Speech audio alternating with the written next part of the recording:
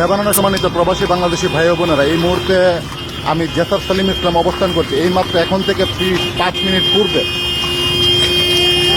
লেবাননে একটি বোমা বিস্ফোরিত হয়েছে এবং এই মুহূর্তে বলতে পারছি না কোন জায়গায়। এবং আপনারা সেই বোমার যে ধোঁয়া, এই ধোঁয়াটা আপনারা একটু দেখতে পারবেন যে আকাশে এই মুহূর্তে এই যে ধোঁয়াটা দেখছেন, লাল ধোঁয়া, এখানে এটা সম্ভবত ডাউনটাউনের দিকে একটি বোমা বিস্ফোরিত হয়েছে। এবং এই বোমার বিস্ফোরণের যে বিকট শব্দ, সেটা এতই দূরে ছিল যে আমরা মনে করেছি যে হয়তো বা ভূমিকম্প হয়েছে।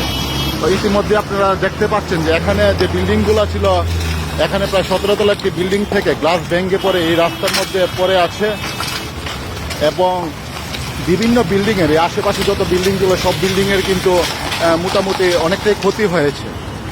তো আপনারা আবারও দেখাচ্ছি আপনাদের যে এই মুহূর্তে আপনারা দেখছেন যে এখানে একটি ধোঁয়ার একটি কুণ্ডলী এই মুহূর্তে আপনারা দেখতে পাচ্ছেন। এবং এটা কিন্তু যে বোমাটি বিস্ফোরিত হয়েছে, এই বোমাটির কিন্তু ধোঁয়া এটি।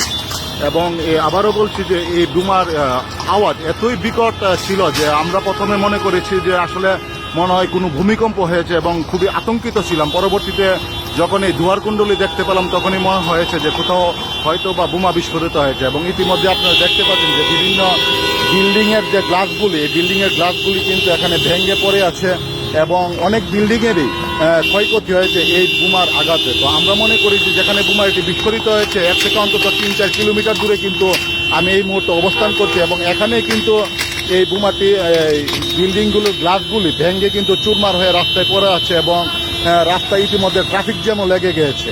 তো আমার অনুরোধ থাকবে সকল প্রবাসী বাংলাদেশের নিকট, আপনারা এই মুহূর্তে সাবধানতা অবলম্বন করবেন এবং কোনো গুরুত্বপূর্ণ কারণ ছাড়া কেউ কোনো বাইরে বের হবেন না।